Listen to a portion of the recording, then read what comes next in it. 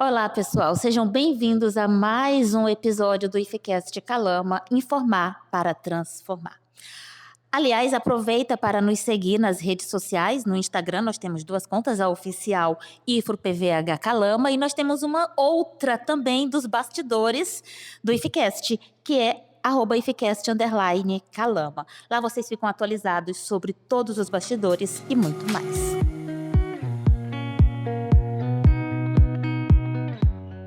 Eu me chamo Maria Odaís, eu sou professora aqui no Instituto Federal Campus Calama e nós estamos hoje aqui para tratar de um assunto essencial na vida escolar de nossos acadêmicos. Trouxemos o nosso representante do DEPAI, ele vai se apresentar, o Moisés, que assumiu, se não me engano, este ano, e ele vai dar dicas, conselhos e falar como funciona todos os processos que você precisa saber a respeito do DEPAI. Por favor, Moisés, se apresente, desvende tudo pra gente, não fica nervoso, mas antes de você se apresentar, que eu sei que você já tá nervoso. Um pouco. Eu sabia. Eu quero te entregar o nosso bottom. Finalmente conseguimos, do IFCast Calama. Por favor. Obrigado. Não precisa colocar agora, não. Você pode colocar depois, eu já tô. Muito obrigado. Posso me apresentar? Pode, claro. Eu sou Moisés Lima, né? Como ela falou, eu assumi a gestão do DEPAI no início de fevereiro, né? Como titular. Eu sou técnico administrativo aqui no IFRO, né? Estou na instituição há 9 anos, né? E assim, dessa conversa a gente espera que possa elucidar aí possíveis dúvidas da comunidade interna como um todo. 9 anos aqui no Calama? Não, no IFRO. No IFRO. 5 anos na reitoria e 4 anos aqui no campus, né? Desde No Campus Calama. 2021. Você já tinha exercido essa função em algum outro canto de assistência social, trabalhar com alunos diretamente ou só aqui mesmo? Sim, indiretamente a gente trabalhava na Pró-Reitoria de Ensino, né? Trabalhava dentro da Diretoria de Ações Estudantis. Né? A gente colaborava com as ações de permanência e êxito, alguns eventos que envolviam os estudantes, né? Os jogos também, de alguma forma, por meio de comissões, a gente sempre contribuiu. Mas não lidava diretamente com esse público adolescente. O contato direto foi quando eu cheguei no Calama, né? Muitas surpresas? Algumas, né? Não é fácil. Não é um cargo tão simples de lidar. Não é. É árduo, né? É uma missão um pouco difícil, mas honrosa, eu digo. Mas a gente te deseja que você se dê muito bem, que você consiga realizar todos os seus planos que você tem lá na instituição, que eu já fiquei sabendo que você tem um ótimo plano de ação. Sim. Torço para que aconteça. Tá? Obrigado. E bora lá, que eu tenho algumas perguntas para você. Vamos tá? lá, espero que eu possa responder. Com certeza. Eu já te dei o roteiro antes. Nosso Vitor fez isso. Então, como que o Departamento de Assistência ao Educando contribui diretamente, já que você também lá na reitoria trabalhou com permanência e êxito, como que o DEPAI atua aqui em relação à permanência e êxito? Alguns dizem, né, que o DEPAI é o coração da instituição, né? Eu acho um pouco exagerado, né? Mas eu digo que é um dos órgãos vitais do IFRO, né? Nós temos uma equipe multidisciplinar, né, que atua com questões de orientação pedagógica, né? Nós temos a equipe psicólogos também, esse atendimento mais de saúde emocional. Nós temos uma enfermaria também que trabalha com planejamento de saúde na medida do possível, né? Ações um pouco emergenciais, de curadoria também. Nós temos os assistentes de alunos, né, os profissionais de transportes que chegaram para contribuir. Eu acho que eles fortalecem essas ações do IFRO de permanência e êxito, que são as orientações, o acompanhamento escolar, o estudo da equipe multidisciplinar, né, e o acompanhamento também nos espaços escolares, como um todo. Nós temos quantos servidores no DEPAI? Atualmente, 13, 14 comigo. Dá conta do serviço? Dá conta, entre aspas, né? A demanda é sempre grande. A demanda é grande. Mas a equipe consegue se sair bem. Trabalha bastante, trabalha pensando sempre no bem-estar dos nossos estudantes, no bem-estar da comunidade interna como um todo. Eu acho que o ideal seria que a gente tivesse mais servidores, né? Mas a gente acaba dando conta do recado. Se revezando, né? Se revezando, né? Fácil não é. Eu imagino, é muito aluno e professor alunos. E familiar para dar conta. Só dos alunos do ensino médio integrado são quase 1.000, né? São 960. E o DEPAI também cuida do público da noite. Vocês atendem nos 3 turnos? Nos 3 turnos, né? O nosso departamento inicia as atividades às 7 horas da manhã e vai até às 21 horas da noite. Tá. A equipe Exceto eu, que estou no cargo de chefia, o restante trabalha flexibilizado, né, às 30 horas. Tá. E quais são os principais programas de assistência estudantil que a gente tem atualmente? Assim, como ações de assistência estudantil, né, é um pouco mais amplo, né? Mas os principais programas, né, acho que a gente pode citar o PROAP e o PROMORE, né? O PROAP é o programa de auxílio e permanência, né? E o PROMORE é o programa de concessão de auxílio e residência, né? Esses dois auxílios são por editais, né? Uma vez por ano a gente lança os editais e os alunos em situação de vulnerabilidade socioeconômica, né, se inscrevem, né, lá pelo sistema SUAP. E aí uma equipe de concessão... Tudo é pelo SUAP? Tudo pelo SUAP. E aí uma comissão de análise e concessão de auxílios vai avaliar essas inscrições, né? E aí, após o deferimento, a gente já começa a iniciar a parte dos pagamentos.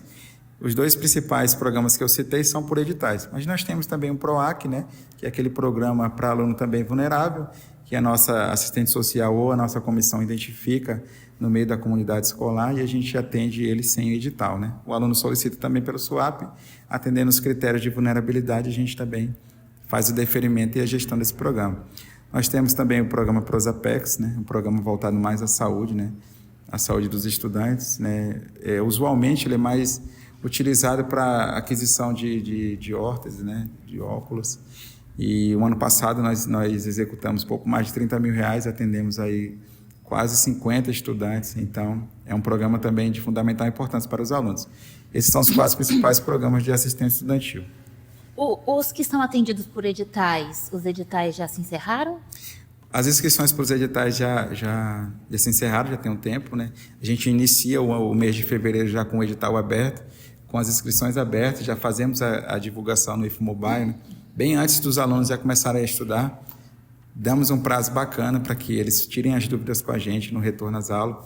Trabalhamos isso também na integração e depois partimos para a parte documental, orientar como eles devem inserir os documentos, fazer as correções, as avaliações gerais, né? Agora a gente está na última semana de reanálise, que é aquela segunda correção após os alunos corrigirem os documentos, né? E a próxima etapa é cadastrar, inicialmente publicar o resultado final, cadastrar as contas e partir para os pagamentos. Você falou fevereiro, mas fevereiro a gente, por causa, né, por conta de situações que aconteceram, o ano letivo ele começou em março. Mas o edital já foi em fevereiro? E os alunos novos? A gente, desde o ano passado, né, observou que é mais efetivo lançar o edital antes do início das aulas, né? Contudo, ele só se encerra ali na terceira semana do início das aulas, né? Então, esse edital, as inscrições, na primeira semana de aula, a gente prorrogou por mais 15 dias, né, para atender esses alunos que chegaram. E também a gente tem um cuidado com aqueles alunos que começam em segunda, terceira, quarta chamada, para que eles possam se inscrever. É porque dá chance para todos, né? Dá chance para todos. Porque aí ele vai chegar aqui e vai dizer, não tive oportunidade, entrei depois, o edital já está fechado. E o PROAC, não é? Que você falou que não tem edital. Não é por edital. Como é que vocês fazem para identificar? Porque muitas vezes o aluno tem vergonha de falar que ele está em situação de vulnerabilidade. Sim. Por mais que a gente aplique ali alguns estudos, alguns filtros, né? Alguns alunos passam por esse filtro e a gente não consegue alcançar. É uma pena. São coisas que a gente tem tentado melhorar. Contudo, aqueles estudantes que chegam, por exemplo, na chamada especial, na última chamada, ali para a quarta chamada, que não conseguem se inscrever no PROAP, e a gente já identifica ali na primeira conversa no departamento, a gente já orienta ele a procurar a gente depois das análises do PROAP, para que a gente possa analisar o caso a caso e verificar se é caso de concessão de auxílio PROAC. Esse trabalho é feito ano passado pela equipe como um todo, né? Mas esse ano, né, já adianta, a gente recebeu a servidora assistente social, né, que é a pessoa talvez mais indicada para fazer esse filtro. E aí, a partir do mês que vem, ela já vai chamar esses alunos, já chamar para essa conversa. E, naturalmente, também, com a figura da assistente social no campus, né, os alunos já vão criando algum tipo de identidade e vão nos procurando, né? É interessante, porque às vezes é tão preocupante ver um aluno em situação, acaso, por exemplo, de um outro aluno e falar, olha, o fulano, ou um professor mesmo. Já teve caso desse tipo? Acontece, é o que mais acontece, né? Inclusive, é importante, né? O professor que identifica em sala de aula o aluno em situação de vulnerabilidade ou que há alguma violação de direitos, né? Já geralmente procura o DEPAI e a gente tem todo o cuidado para gerir isso, porque é um tema delicado, é um tema acessível, às vezes envolve um conflito familiar, a gente tem esse cuidado para fazer essa gestão, né? Mas ocorre com frequência. Moisés, uma curiosidade. Como é que se dá o processo de planejamento anual das ações do DEPAI? Ações de DEPAI. Eu sei que você não está nem há um ano, mas você já deve ter uma noção. E esse ano você já vai fazer isso para o ano que vem, certeza. Mas lá no final do ano passado, quando a gente, né, teve conhecimento que iria assumir a gestão em 2025, a gente já fez uma integração com a antiga coordenadora. Você já estava lá? Eu estava dentro do DEPAI, mas eu não estava coordenador, né? Então a Ana comunicou que a gente ia fazer uma troca em 2025 e aí a gente já fez algum tipo de transição, né? E aí eu já fui incluído no planejamento junto à direção de ensino, né? Como é que é feito esse planejamento? Nós consideramos, obviamente, os objetivos estratégicos institucionais, né? As ações de permanência e êxito, né? Fortalecer os nossos processos de trabalho, formar cidadãos capazes de transformar a realidade social. São 3 objetivos estratégicos em que as nossas ações elas se baseiam ou se vinculam, né? Aí a gente considera o nosso contexto, as nossas demandas e tenta de alguma forma alinhar. Mas o nosso planejamento anual de trabalho, ele é alinhado com o da direção de ensino, que respeita a direção geral, mas os nossos objetivos estratégicos são todos conectados, né? Não tem como fazer planejamento de paz desconectado da DE e da DG, né? E quais são os principais indicadores que vocês utilizam?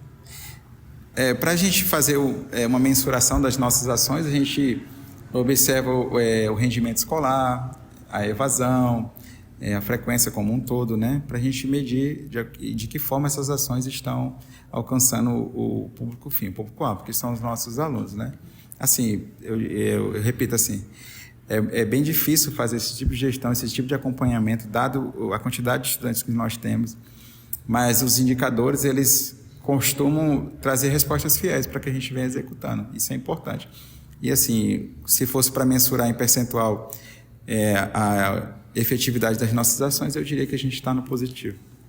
Fico feliz com essa notícia. Sim. Já é a segunda notícia boa que eu tenho no dia de hoje.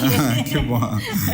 E de que maneira que o DEPAI colabora com os professores, os familiares e também os demais servidores para apoiar os estudantes durante toda a sua trajetória, principalmente aqui no IFRO? Eu acho assim que o diálogo é o mais importante. O diálogo com os nossos docentes, ele é constante, né? Sim. É fundamental que a gente trabalhe de forma alinhada, né? Porque todos nós somos IFROs, né? Então, eu diria que o diálogo é algo constante entre o DEPAI e os nossos professores, na medida do possível, né? Sabemos que todos temos as nossas ocupações e é uma correria muito grande aqui na instituição. Fazemos a mediação entre os nossos docentes, a família e os nossos estudantes, seja para fazer algum tipo de agendamento, para mediar algum tipo de conflito ali que ocorreu, seja para planejar ações, né? Nós temos casos de alunos em que a equipe multidisciplinar ela se reúne para pensar em um plano de ação, em ações estratégicas, né? Pensando ali no rendimento acadêmico da estudante. E aí a gente comunica, de alguma forma, o professor, coordenação de curso, comunica a família, comunica o aluno. Então, a gente faz como um time de futebol, né? E a família? Ela colabora? Porque eu acho que depende de alguns... Tem alguns casos aí que são bem difíceis. Tem outros que são mais fáceis de lidar. A gente sabe que o processo educativo no Brasil como um todo, né, carece assim, de algumas melhorias, né, muito falha, a gente tem que avançar muito nesse terreno. E a família ela é fundamental no processo de formação do estudante, né? Nem sempre esse diálogo ele vai ser honesto, vai ser aberto, ele vai ser eficaz, né? Geralmente surgem os conflitos, né? E o nosso desafio como instituição é atuar perante esse conflito, fazer uma boa gestão e tentar implementar ações. Isso não é fácil, não é simples, né? Mas como eu disse, trazendo a família para o nosso lado, a gente consegue avançar. Se a gente entra no debate conflituoso o tempo todo, a gente não avança, né? Se você poderia, sem citar nomes, dar, por exemplo, um exemplo de um caso que teve sucesso de atuação do DEPAI num conflito entre familiar, professor e estudante, que tenha, óbvio, tenha tido êxito, né? Com relação a casos exitosos, né, em que houve, né, a mediação entre família, docentes e alunos, né, nós temos casos, por exemplo, de estudantes que têm uma dificuldade de frequência, e que a família, às vezes, o aluno sai de casa, a família acredita que ele está ali fielmente assistindo às aulas, né? E aí fica um mal-entendido. Eu, como professora, sofro. O professor vê o aluno na escola e vê que ele não entra em sala, a família vê o estudante sair de casa e o estudante não entrar na sala de aula, então a gente tem aí um problema, né? A gente chama a família, chama o professor, consegue dialogar nesse sentido, informar o que está acontecendo, faz uma intervenção pedagógica, né? E aí eu já cito a nossa orientadora, que faz um trabalho brilhante nessa parte. Faz algum tipo de intervenção, conversa com a família, conversa com o professor. Isso é meio que comum. Geralmente, eles dão um retorno positivo, melhoram a frequência, melhoram o rendimento. Assim, para citar nome individual, né, a gente nem pode, mas a maioria tem respondido bem ao nosso acompanhamento. Graças a Deus. Porque não é fácil lidar, né? Não é fácil. A gente tem uma equipe multidisciplinar no DEPAI que procura atuar da melhor forma possível. E Isso. como que funciona todo esse trabalho dessa equipe? Como que vocês se conversam entre si? Psicólogo, enfermeiro, assistente social? A gente, como equipe multidisciplinar, tem planejado, né, e a gente já começou a fazer, a partir do início do ano, que é fazer reuniões periódicas em que a gente traça... Vou interromper um pouco. Reuniões, elas funcionam no DEPAI? Funcionam. Essas reuniões são como equipe multidisciplinar, e é algo que, assim, que eu gostaria até de exaltar a minha equipe, que vai assistir depois, que tem sido muito eficiente nessa parte. Graças a Deus, gente. Não é reunião para marcar reunião. Não, a gente analisa um caso, traça um plano de ação, executa e observa que ele era a melhor alternativa para aquele caso em questão. Então, como funciona, né? Nós temos os nossos psicólogos do programa de saúde emocional, os psicólogos bolsistas, como funciona? Eles atuam, vamos supor, na área mais de saúde emocional, é o carro-chefe da psicologia. Nós temos a assistente social que vai acompanhar esses casos de vulnerabilidade. Nós temos a enfermaria que vai, de alguma forma, intervir nesses casos mais voltados à saúde, com orientação, com acompanhamentos, né? Às vezes os alunos veem a enfermaria do campus e pensam que é só para fazer aquele curativo, está passando mal, ir para lá. Remédio para dor de cabeça. Mas a gente tem casos grandes de crise de ansiedade, né? Alunos que apresentam algo semelhante. Então, tem todo um acompanhamento, tem uma intervenção, né? A orientadora trabalhando nesse acompanhamento do rendimento acadêmico, fazendo essas intervenções pedagógicas. Então, você imagina, cada um atuando numa grande frente de trabalho. Nós nos reunimos, né? Eu participo enquanto chefe do setor, algum assistente de aluno também participa.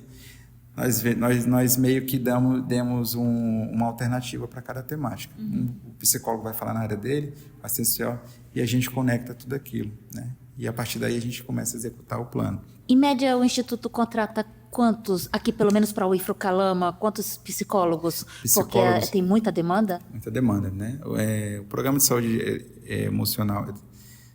emocional, que é desenvolvido pelo IFRO, né, através da reitoria, até recente nós estávamos com 3 psicólogos, um atende de manhã, outro à tarde e outro à noite. Então, nós temos um para cada período, né? Um único psicólogo para atender num período? Por período, né?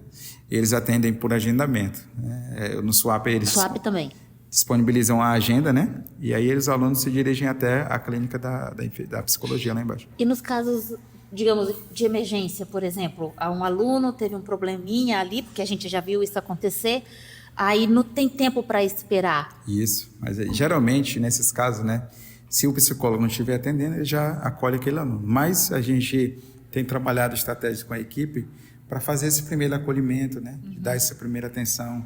Os pais são comunicados? Realizar essa escutativa, né, dependendo da gravidade do que se trata, nós comunicamos de pronto, né. Mas é importante frisar que as decisões importantes, né, tudo aquilo que a gente vê que é fundamental a família ficar ciente, a gente já informa de pronto, com certeza. E quais são os casos mais recorrentes atendidos pela equipe psicopedagógica e as estratégias que têm sido pelo menos têm sido mostrado mais eficazes nessas atuações? Os casos mais recorrentes, né, os do momento são geralmente casos de ansiedade, algumas dificuldades em algumas disciplinas, então é o acompanhamento pedagógico, a orientação já faz também constantemente. E as dificuldades, às vezes, com a frequência, né? Dado a liberdade que os nossos estudantes possuem, os nossos espaços escolares eles são amplos, né? De alguma forma, a gente já acompanha eles nos espaços escolares e a gente faz essa orientação sobre o dever de assistir às aulas com regularidade, o dever de cumprir as nossas normas regulamentadas pelo RDD. Mas a gente também não fala só de dever, né? A gente orienta, a gente dá o suporte, vê o que está acontecendo, o que ele precisa, como as nossas ações podem ajudar na resolução dessas demandas. como a equipe pode colaborar com os alunos que têm alguma dificuldade. É importante frisar que com a equipe multidisciplinar a gente consegue se reunir e pensar no contexto que esse estudante está inserido, né? Porque o contexto ele influencia bastante no processo de formação, né? Não tem como a gente falar em igualdade de ensino, considerando que todo mundo tem um contexto bem diferente, né? Nesse primeiro momento que você tem atuado no DEPAI, você tem percebido, não fazendo comparação, mas assim, você tem percebido em relação ao aluno, como é que eu posso dizer? A interatividade, digamos assim, a relação aluno-DEPAI, como que está? A gente tem trabalhado já há um tempo, desde quando eu não estava como chefe, para mudar essa imagem que estamos para punir, né? Então é algo que a gente vem trabalhando ao longo dos anos para dizer à comunidade, aos nossos alunos, que a gente está para ajudá-los, para atendê-los, né? Não existe instituição sem aluno. Da mesma forma, não existe DEPAI sem aluno. A gente está para atendê-los da melhor forma. Então, algo que já vem sido trabalhado desde o passado é o quê? Melhorar essa comunicação com os nossos estudantes, né? De alguma forma também a antiga gestão trabalhou bem isso e a gente tem buscado avançar nos terrenos que a gente ainda não avançou. Então, tenho percebido que tem melhorado sim, né? Eu, quanto apenas servidor do DEPAI, tinha um bom contato com os alunos, a gente criou uma boa conexão e assim na chefia não tem sido diferente, tenho mantido esse espaço aberto, esse diálogo limpo com os nossos estudantes, para que eles sintam segurança, para que eles sintam apoiados, né, no nosso departamento. E é algo que eu tenho orientado constantemente a equipe, né? Eu até às vezes falo assim de forma bem incisiva que a gente não pode maltratar aquele que a gente deve atender bem, né? Então é essa imagem de apoio pedagógico, de suporte, de setor que está ali para apoiá-los que a gente quer passar. Então eles têm recebido bem o DEPAI? Eu digo que sim, acho que a nossa avaliação enquanto setor como um todo tem sido positiva. Vocês são avaliados por eles? Anos.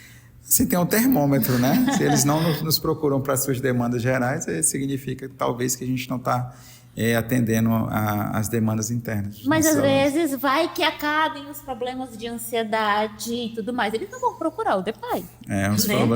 Os problemas eles são constantes na sociedade, né? Nossa, é algo relacionado só ao IFRO, né? E como aqui nós deveríamos ter uma coordenação de assistência social e a gente não tem, né? E aí, como que faz o levantamento socioeconômico dos alunos? Quem fica a cargo, já que a gente não tem essa coordenação?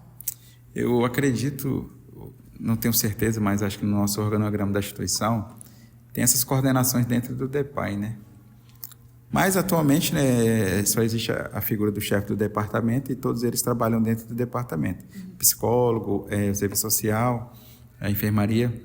Como ocorre? Sem a presença do assistente social, que nós ficamos durante um bom tempo, a equipe, de alguma forma, se revezava nesse levantamento, né? A nossa coordenadora startava esse levantamento, tinha a equipe, a comissão SEAC, que é a mesma comissão que analisa os auxílios, de alguma forma fazer esse levantamento. Hoje, né, com a figura da assistente social, a gente já passa mais para a figura dela para fazer esse levantamento, essa realidade. Mas é algo que não fica só atrelado ou direcionado apenas para uma pessoa. A equipe como um todo contribui e colabora. E como que esses dados influenciam na execução da política da assistência estudantil executada pelo DEPAI? Antes de publicar os nossos editais de auxílio, nós consideramos a nossa demanda, né? Nós observamos que a nossa necessidade maior, obviamente, é do público integrado. Então, isso influencia na oferta de vagas do público integrado, subsequente graduação. Então, de alguma forma, esse levantamento ele fornece subsídio para a tomada de decisão. Também para a gestão do auxílio como um todo, que é o PROAC, o PROSAPEX, né? E também, de alguma forma, a alimentação estudantil, que boa parte do recurso, ou a maior parte dela, é pago com recurso da assistência estudantil. O que é o PROSAPEX? O que é o PROSAPEX? É o Programa de Atenção à Saúde e alguma atividade de ensino, pesquisa e extensão, né? Vou dar 2 exemplos que eu acho que ilustra bem, né? No ano passado, nós com esse programa, nós conseguimos custear as despesas de um estudante que foi para um congresso de extensão em outro estado, né? Esse recurso saiu do programa do PROSAPEX. Então, foi uma atividade de apoio à extensão. E a outra é com relação à saúde de nossos alunos que usam óculos, né? A maioria deles vulneráveis, de alguma forma, conseguem pleitear boa parte do recurso através desse programa, né? O ano passado o valor estava limitado a R$500 e nós conseguimos atender um público até considerável, né? Perto das 50 pessoas. R$500 por pessoa. Limitado a R$500 por pessoa, no máximo, né? Se o óculos é menos que 500, né, é pago o valor integral. Se ele passa por 500, o valor pago ao estudante, né, destinado ao estudante para aquisição do óculos, é de até R$500. E se eu, por exemplo, for realmente, dependendo do óculos, porque tem óculos aí de mais de R$1.000. E aí quem custeia o restante? A família? Restante, como nós falamos, né, o Prosapex é um auxílio, né? Então ele vai ajudar o aluno nessa despesa, né? O restante fica a cargo do estudante, pode ser a família ou os outros meios que ele arranjar para poder conseguir o seu mantimento, né? É pouco. Pouco? Porque, por exemplo, eu não sei de onde saiu o dinheiro, foi divulgado, porque foi uma boa ação que foi feita. Nós tivemos um estudante aqui em que ele tinha problemas dentários e ele sentia muita vergonha, óbvio, né? Os meninos zoavam com ele e eu lembro que ele teve uma ação do DEPAI, uma ação inclusive muito bonita que eu achei. O DEPAI tomou a frente, não me lembro quando, mas acredito que foi antes da pandemia, se não me recordo, foi antes da pandemia. E ele saiu com uma arcada dentária perfeita. Isso. Saiu desse programa do Prosapex. Prosapex? Não foi R$500. Não. Vamos lá. Isso aconteceu antes da minha chegada aqui ao Calama, que ocorre. O recurso saiu da assistência estudantil desse programa Prosapex. Como é feita a gestão desse auxílio, né? A comissão, junto com a gestão, se reúne para fazer quanto que a gente vai liberar por aluno para esse programa. Mas esses casos excepcionais, igual esse aluno, né, que influenciava diretamente, né, na sua estadia na instituição, ele tinha essa timidez, né, ele tinha esse constrangimento de falar em público, de se relacionar até nos espaços escolares, em sala de aula. Então, esses casos excepcionais, a comissão se reúne e delibera sobre aquilo, né?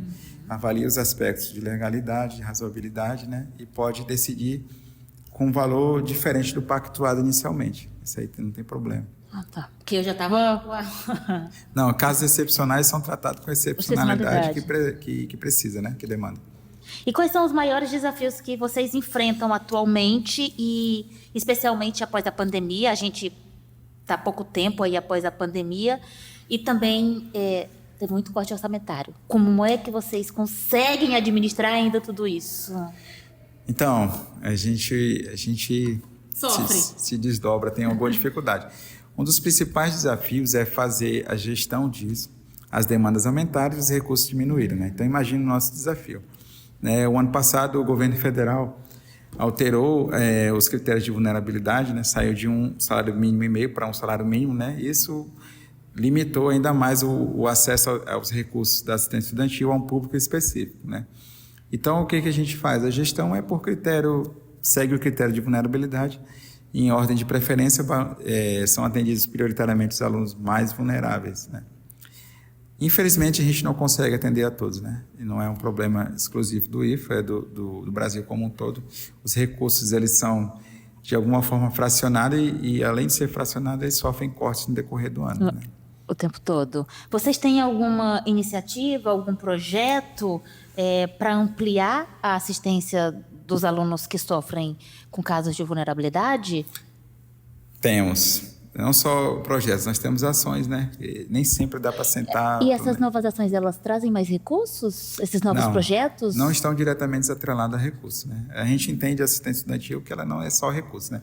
Mas falando dessa pegada de recurso, né? A gente não consegue captar diretamente do governo federal, né? Vai ter um esforço de gestão, mas isso não depende também só da gestão e a gente tem consciência disso, né? Com o recurso que chega até a gente tenta fazer a gestão da melhor maneira possível. Mas, quando se fala em assistência estudantil, fala em alunos vulneráveis, alunos em situação de algum tipo de violência ou violação de direitos, a gente pensa em ações ali de intervenções mesmo, pedagógicas, né? Seja com orientação, seja com encaminhamentos a órgãos parceiros, para tentar minimizar as dificuldades e os problemas desses nossos estudantes. Já teve caso de, por exemplo... Porque a gente está falando de vulnerabilidade e a gente acha que os problemas acontecem muito mais com aqueles que são vulneráveis socioeconomicamente, não é isso? Isso. Mas aqueles que não são, e já apareceu algum no DEPAI? Não precisa especificar, não, só dizer se acontece. Ocorre, eu sempre falo que no DEPAI ocorre de tudo, né? Mas as ações, elas nem sempre são atreladas ao recurso, né? Como eu comentei anteriormente, as intervenções, elas podem ser diretas. Pode ocorrer de um lar estruturado, um lar financeiramente bem remunerado, ter problemas de vulnerabilidade? Pode ocorrer situações de violência ou situações de violações de direitos, né, privação de liberdade, pode ocorrer de tudo, né? E aí, além de ser um tema delicado para a nossa gestão, a gente atua com estratégias, né, com parcerias com os órgãos parceiros. Agora, com a volta da nossa assistente social, a gente pretende, né, principalmente após essas análises de auxílio, voltar com as visitas, né, aos lares para essas situações, porque também é algo específico da assistente social, essa visita à família, visita ao ambiente que a pessoa reside, para pensar em ações, estratégias, para envolver também os outros órgãos do Estado, seja a Secretaria de Assistência Social, seja o CAPES, de alguma maneira, seja o lado, esqueci o nome agora, não sei se é o lado bebê, algo assim. A gente pensa em ações diferentes, independente da situação de renda que o estudante vive. O aluno, ele procura o DEPAI para isso? Geralmente eles têm nos procurado. Igual eu falei, alguns professores, docentes já... Não, diretamente mesmo o aluno. Procura sim. Geralmente o aluno procura aquela pessoa que ele tem mais identificação, mas em momentos diferentes eles nos procuram sim. O ideal seria que todos aqueles que têm alguma demanda específica que a gente pode colaborar nos procurassem. Geralmente alguns também por timidez, por vergonha, também por não entender o nosso papel, a nossa função, eles acabam deixando de ir. Mas aí a gente já estende o apelo, né? Você, aluno ou aluna que está nos ouvindo agora, que está nos assistindo, se tiver algum problema, alguma dificuldade, que a gente possa, de alguma forma, contribuir, contem conosco. Se o DEPAI não conseguir resolver, a gente vai encaminhar para quem consegue e vai apoiá-lo, porque a gente está para dar esse apoio, esse suporte, seja com assistente social, seja com suporte emocional com o psicólogo, orientação pedagógica com a nossa enfermeira, com a nossa orientadora, com o nosso enfermeiro também, com os nossos assistentes de aluno, transporte. Toda a equipe está pronta e preparada para dar os encaminhamentos e para ajudá-las nessas demandas. Ah, que bom, porque eu pensei que eles não procurassem tanto pela timidez, pela vergonha, porque alguns têm muita vergonha. Alguns não nos procuram, mas é comum que eles nos procuram sim. A demanda é muito grande, né? Eu sempre falo que todo servidor do IFRO, eu falo internamente, né? Óbvio, né? Agora vai ficar público. Todo servidor do IFRO tem que fazer uma semana de estágio lá no DEPAI para ver como que a banda toca. Vou te jogar para a sala de aula. A gente também topa o desafio. Eu acho que são desafios diferentes que não deixam de ser desafios, né? É bem complexo mesmo. Doeu? A entrevista doeu essa nossa conversa? Doeu nada. Não foi tranquilo? Estou me sentindo super adaptado, quero voltar. Então, agora eu gostaria de te pedir que você deixasse uma mensagem final para os nossos acadêmicos, futuros acadêmicos. O que você tem a dizer para eles? Meus queridos e minhas queridas, o DEPAI não é só assistente social, né? O DEPAI também é respeito, o DEPAI também é apoio, né? As diferenças, apoio à diversidade, o respeito às diferenças como um todo. O departamento ele não está para punir os estudantes, não está para punir vocês. A gente zela pelo cumprimento dos deveres estudantis, mas também zela muito pelos direitos. A gente está para dar o apoio, o suporte naquilo que for necessário, né? E o que a gente não consegue alcançar, a gente pega na mão junto e leva onde a gente consegue resolver. Contem conosco, não deixem de nos procurar, seja qual for a sua demanda, né? Assim, que você pensar que o DEPAI pode te ajudar, então ele pode te ajudar sim. Vou lá chorar um pouco. Pode chorar. A gente recebe todos de portas abertas. Ele me tira da Ingrid. Eu estou lá fazendo o meu depoimento e ele me tira da Ingrid. A professora Aldaíse já é quase sócia do DEPAI. Ai, obrigada, Moisés. Muito obrigada. Não foi fácil colocar esse homem para sentar aqui, porque o homem ocupado. Pensa numa pessoa que trabalha. Se vira em 4, em 1000.